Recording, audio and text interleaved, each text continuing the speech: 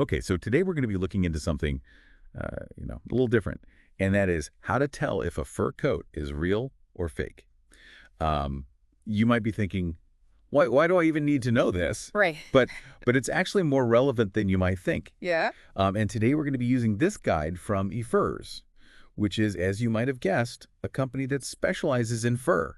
So, you know, Mm-hmm. we always got to be a little skeptical of information, Yeah.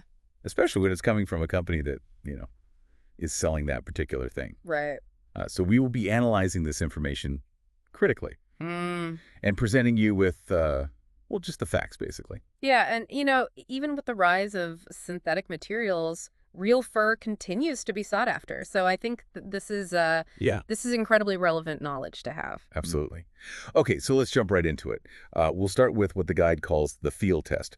Now, we've all heard about how luxuriously soft real fur is, Mm-hmm. but how is it actually different from, like, Iruer, Hmm. a really good fake? Well, real fur has evolved over millions of years to provide warmth and protection to animals. And each hair has these microscopic scales, and they interlock to create this unique texture that's both smooth and incredibly dense. So it's not just about softness then. It's about Yeah, the yeah, density, I get. exactly. And our guide even gives a couple of examples, like mink fur, which is almost liquid looking. It has this sheen to it that's nearly impossible to fake. And chinchilla fur, which boasts the densest fur of any animal, over 20,000 hairs Wow. per square centimeter. It's incredibly soft, it's incredibly valuable, and also incredibly difficult to counterfeit. Okay, so feel is obviously important, but what about, like, how it reacts to water? Say if you get caught in the rain. Oh, yeah, that's where the water test comes in. Okay. Fur's primary function is to protect from the elements. So real fur will naturally repel water like a duck's feathers. Oh, okay. And you'll notice the water beating up and rolling off, keeping the fur smooth and dry. So with fake fur, it's basically just gonna soak it all up. Pretty much, yeah. Fake fur tends to absorb water. It becomes really heavy and matted. Okay, so you got feel, water resistance. What else should we be looking out for? Well, weight's another one. Okay, You might think that real fur would be lighter, I would think that, yeah. but it's actually heavier than faux fur. Oh, interesting. Why is that? Well, you have to think of the structure. Real fur is attached to an animal's hide, which is essentially leather, so that adds a certain heft to it. And then also the density of real fur, all those thousands of hairs packed together that Mhm. contributes to the weight as well. So if it feels like you're lifting a small animal, Yeah, it's probably the real deal. probably. Okay, that's good to know. But let's say, you can't exactly pick up the fur coat. What other kind of tests are there? Well, there's what's called the pin test. Now, I don't recommend going around poking pins into every fur coat you see, Right. but it can be quite revealing if you do have the opportunity. Okay, so how does the pin test work? Basically, you're just testing the resistance of the material. You try to gently push a pin through the fur. And real fur, with that dense structure and the leather backing, it should resist the pin. Whereas faux fur typically has a woven backing, so a pin will easily pierce right through. So it's kind of like Oh. the difference between poking a needle through leather versus like a fabric. Exactly. Okay, so we've got feel, water, weight, Mm-hmm. the pin test. Uh-huh. Is there like a be-all and end-all test that can definitively tell us? Well, there is one more, but we only recommend it as a last resort. And with extreme caution, this is the burn test. Okay, this sounds kind of intense. It is. It involves very carefully burning a few hairs, Okay. maybe from a hidden seam or an inconspicuous spot. But remember safety first. Of course. You always got to be extremely careful with fire. Absolutely. Yeah. So what are we looking for here? Well, real fur, being a natural protein fiber, will burn like hair. Right. It'll have that distinct, acrid smell of singed hair. And you might even see it curl up as it burns. And fake fur. Well, faux fur is made of synthetic polymers, so it'll actually melt rather than burn. Okay. It'll give off a more chemical, plastic-like odor and leave behind a kind of melted residue. So smell and the residue are kind of the key difference there. Mm-hmm. Okay. So far we've been talking about, hands-on tests and stuff. But what about if you're shopping online? How can you tell if it's real? Yeah. Just from pictures and descriptions. Yeah, that's a great question, and it's definitely becoming more and more important with the rise of online shopping. For sure. Ooh. So what does our guide say? Well, it really boils down to research and reputation. You want to buy from reputable furriers, ones with established histories, and transparent sourcing practices. Yeah. You wouldn't Yeah. buy a diamond from, some random person online. Right. So it's kind of the same idea. Exactly. Look for really detailed descriptions, clear photos, information about the fur's origin, maybe read some reviews from other buyers, and look for certifications that guarantee authenticity. So basically just be a savvy shopper, whether Yeah. you're in a store or online. Exactly. Knowledge is power. Well said. Mm. Okay, so now that we've kind of mastered the art of fur identification, let's move on to something I think is pretty interesting, which is the history of fur, from ancient hunters to fashion icons. Fur has played a surprisingly significant role in human history. So stay with us as we uncover the stories behind this controversial material. Welcome back.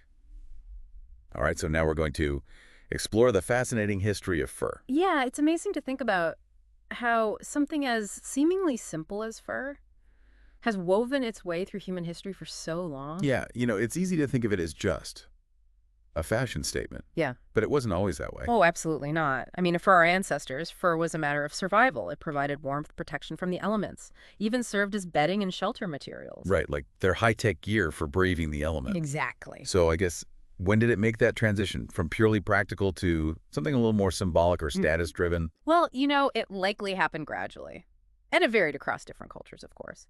But we start to see fur taking on a more status-driven role in ancient civilizations.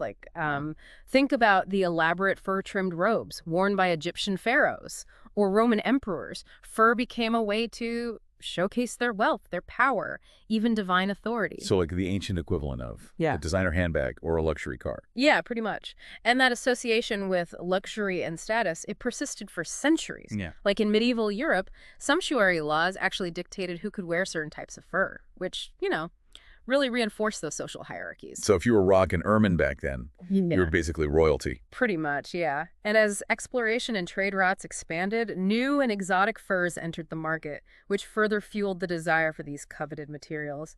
And this brings us to a pretty pivotal chapter in fur's history, the fur trade in North America. Oh, yeah, the fur trade. I remember learning about this in school. Something about beaver pelts and European powers vying for control. Yeah, exactly. The demand for beaver pelts in Europe was insatiable, particularly for hat making. This was in the 17th and 18th centuries, and it led to intense competition and conflict among those European powers. Wow. So like a simple fur hat actually fueled colonization and shaped global history. Yeah, it's pretty wild. That is wild. It really highlights how interconnected everything is. You've got fashion, economics, politics, all intertwined. Crazy. Okay, so let's fast forward to the present day. The fur industry has obviously faced a lot of criticism, particularly around animal welfare. So has it evolved at all in response to these concerns? That's a really crucial question, and one that doesn't have a simple answer. The modern fur industry, it's a really complex landscape with all sorts of varying practices and standards. You have fur farms, which have been widely condemned for their treatment of animals. But there's also this growing movement towards more ethical and sustainable fur sourcing. Oh, interesting. So there's like a whole spectrum of practices within the industry. Exactly. Can you tell us a little bit more about those alternative approaches? Sure. So some furriers are focusing on wild fur that's sourced through regulated trapping programs, which are aimed at managing wildlife populations. And then there's also a rise in the use of repurposed or recycled fur, which, is giving new life to existing garments. So it seems like there are options for people who, maybe want to wear fur. Yeah. But are concerned about those ethical implications. Absolutely. It's not a black and white issue anymore. There's a spectrum of choices. Yeah. And it's up to each individual to educate themselves and make informed decisions that align with their values. Yeah, it's a good reminder that even seemingly simple choices can have those complex ethical dimensions. Speaking of ethics, let's get into the arguments for and against wearing fur. Now, I know this can be a really sensitive topic, so let's try to keep it fair and be respectful of everyone's viewpoints. Absolutely. And it's important to acknowledge that. There are valid points on both sides of this debate. So those who support wearing fur often cite its natural and renewable qualities.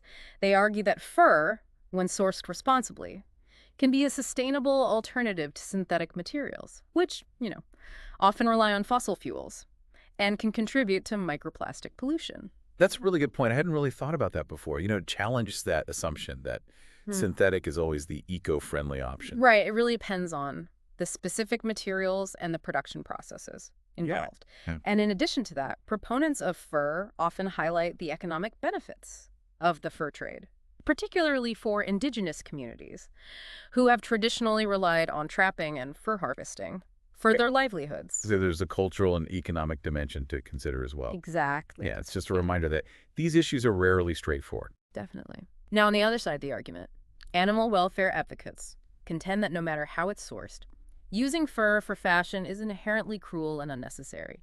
They point to the suffering endured by animals on fur farms and the potential for inhumane treatment during trapping. Yeah, those are definitely some serious concerns. Absolutely. And it's worth noting that many countries have banned or heavily regulated fur farming because of those ethical concerns. It's a very, it's a complex issue for It sure. really is, with no easy answers. Definitely not.